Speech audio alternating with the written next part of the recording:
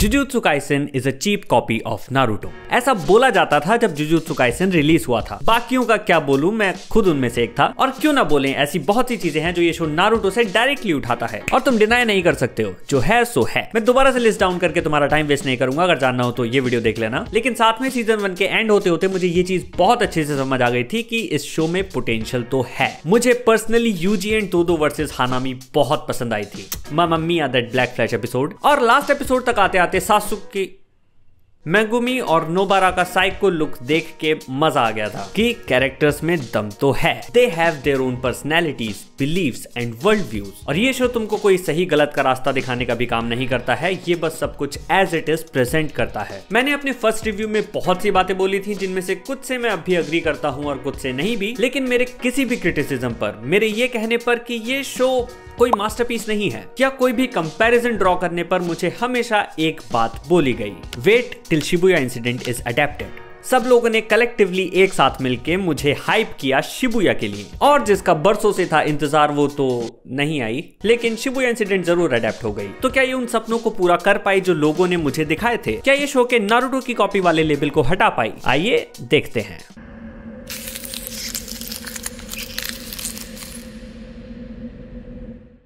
तो overall season 2 दो हिस्सों में डिवाइडेड था, हिडन इन्वेंट्री और शिबुया इंसिडेंट। पहले मैं बात करता हूँ हिडन इन्वेंट्री की। I absolutely loved that part क्योंकि वो बहुत फोकस्ड था और एनिमेशन क्वालिटी भी वहाँ पीक पर थी। हमें गोजो और गेतो के यंग वर्जन से इंट्रोड्यूस किया जाता है। Tengen sama, fight, beach episode, so lovely, fight, shock, shock, fight, depression, shock, some more depression, and it was actually very good. और उसके बाद आया शिबुया इंसिडेंट। ये नाम हर किसी ने सुना था क्योंकि इसे इतना ज्यादा हाइप किया गया था। और जब तुम किसी चीज को इतना ज्यादा बिल्डअप दे देते हो तो उस पर आता है डिलीवर करने का pressure. So the question is, did it deliver?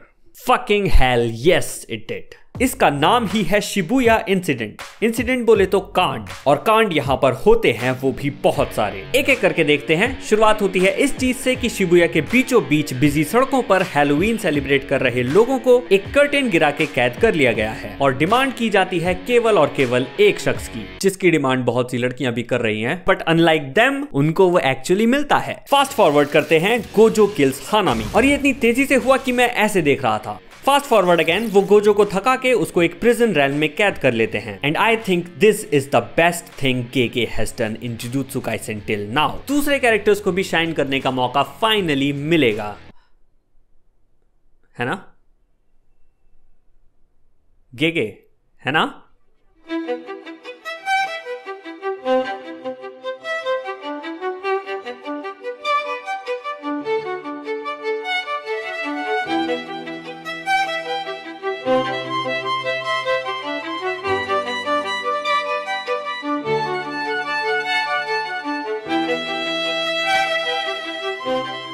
देखो, मैं क्रिटिसाइज नहीं कर रहा हूं, ये एक्चुअली एक अच्छी चीज है। ओवरऑल शॉनन्स से मेरी कुछ बेसिक कंप्लेंट्स हैं, वो मैं तुम्हें बताता हूं। पहली है कि पुराने शॉनन्स में फिलर्स और नए शॉनन्स में वो एपिसोड्स जो किसी बड़ी फाइट या क्लाइमैक्स के बाद आते हैं, एग्जांपल डीमन स्लेयर या माय हीरो एकेडमिया ले लो, like there is a music arc, जिसकी वजह से एंटरटेनमेंट ग्राफ ऐसे ऐसे ऐसे ऐसे होते रहता है। दूसरा है एक्शन टू कॉन्सिक्वेंस रेशो। इसका सबसे वर्स्ट ऑफेंडर है वन पीस। डेथ्स तो वहां ना के बराबर हैं, और चलो डेथ्स को इग्नोर भी कर दो, उसके अलावा भी कॉन्सिक्वेंसेस हो सकते हैं, पर वन पीस में उसकी भारी कमी है, एटलीस्ट उतने में जितना मैंने देखा। थर्ड इज एक्सैजरेशन, और यहाँ मैं नेसेसरीली कॉमेडी की बात नहीं कर रहा हूँ। मेरा फोकस इस समय ज्यादा ड्रामा एस्पेक्ट पर है। देखो, ये थोड़ा सा ग्रे एरिया हो सकता है, इसको मैं नेसेसरीली नेगेटिव पॉइंट में काउंट नहीं कर रहा हूँ, but remember demon slayer season 2 climax, मैं उससे कितना प्यार करता हूँ उसका प्रमाण मुझे देने की जरूरत नहीं होनी चाहिए। लेकिन इस बात से भी डिनाई नहीं किया जा सकता कि वो काफी अनरियलिस्टिक है और उसमें एसपुल्स हैं। ड्रामेटाइजेशन इंपैक्टफुल होता है,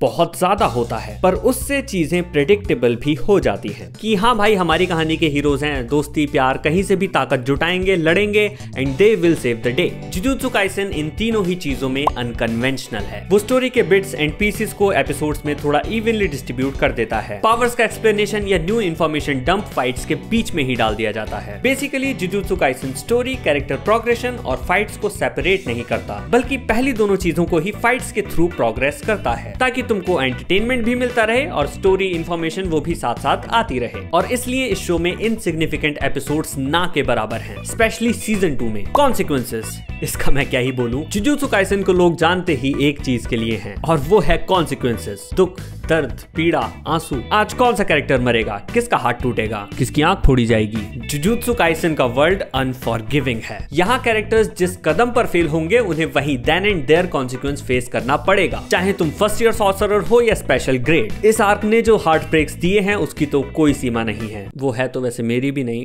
पर क्या कर सकते हैं। Dramatization and exaggeration. Jujutsu Kaisen जो भी दिखाता है वो उसमें बहुत क्रिएटिव है। Camera work, visual representation, musical choices, as an adaptation Jujutsu Kaisen is really great. Production issues के बावजूद ऐसे में ड्रामेटाइजेशन थोड़ा सा डिबेटेबल टॉपिक हो सकता है, लेकिन फिर भी मैं कहूंगा कि जुजुत्सु काइसेन अगर ड्रामेटाइज करता भी है तो भी वो बहुत मिनिमल है। नानामी की डेथ या मैकामारू कुछ गिने चुने एग्जांपल्स हैं ड्रामेटाइजेशन के, और अगर तुम एंटी एग्जांपल्स देखोगे तो वो बहुत सारे हैं। माकी का जलना, बुढ़ऊ का जलना, इन दोनों बहनों का मरना, Hanami, Todo, octopus man, fight is amazing but there is nothing emotionally backing it up. So this show is anti dramatization. Like जब यूजी का ब्रेकडाउन चल रहा था तब वो बैकग्राउंड में यू आर माई स्पेशल बजा रहे थे। अब ये एक अच्छी चीज है नहीं, वो भी एक डिबेटेबल टॉपिक है, क्योंकि ड्रामेटाइजेशन से काफी अच्छी चीजें भी अचीव की जा सकती हैं। वो तो बस एक टूल है, but it sure is refreshing to have a show जो डेथ्स को थोड़ा रियलिस्टिकली अप्रोच करता है। हर किसी को ये लग्जरी नहीं मिलती कि वो कुछ बड़ा करके जाए या एक मिसाल अपने पीछे छोड़ के जाए। कुछ लोगों को अपने बर्डन्स भी पीछे छोड़कर जाने पड़ते हैं, कुछ को हैप्पी एंडिंग नहीं मिलती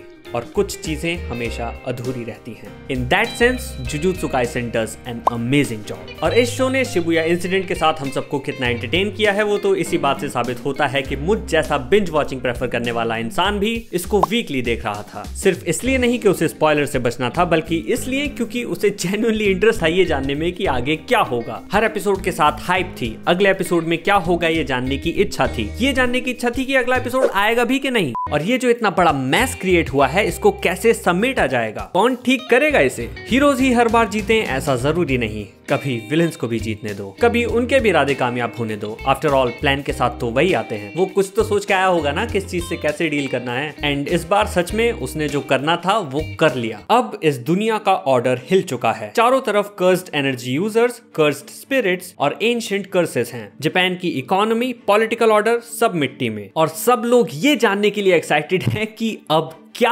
आगे क्या होगा। प्रिंसिपल को देशद्रोही करार दे दिया, यूजी को मारा जाने वाला है, गोजो को सील्ड रखने का ऑर्डर दे दिया गया है, पर आगे ये कहानी किधर जाएगी। ये शो शुरू हुआ था उंगलियां खाने से, याद है दोस्त गुड ओल्ड डेज। यूजी उंगलियां खाएगा, पूरा सुकना यूजी में, फिर यूजी। पर इस विलन केंजाकू ने एक्चुअली पूरी स्टोरी का डायनामिक्स ही चेंज कर दिया है। I would appreciate jujutsu Kaisen a lot more अगर वो कैरेक्टर मोटिवेशंस को थोड़ा क्लियर रखे, but that's just jujutsu Kaisen and it's convoluted information dumps. लेकिन शिबुया इंसिडेंट के थ्रू इसने अपने सारे स्टीरियोटाइप्स को ब्रेक जरूर कर दिया है। जुजुत्सु काइसेन और ऐसे सिमिलर एनिमे शुरुआत में बेसिक फार्मूला ही अप्लाई करते हैं ताकि वो थोड़ी पॉपुलैरिटी गेन कर सके with what is already working, और फिर वो तुम्हें दिखाते हैं what they really are and what they want to achieve and deliver. And Jujutsu Kaisen honestly nailed it and broke its cheap copy of Naruto label with season 2.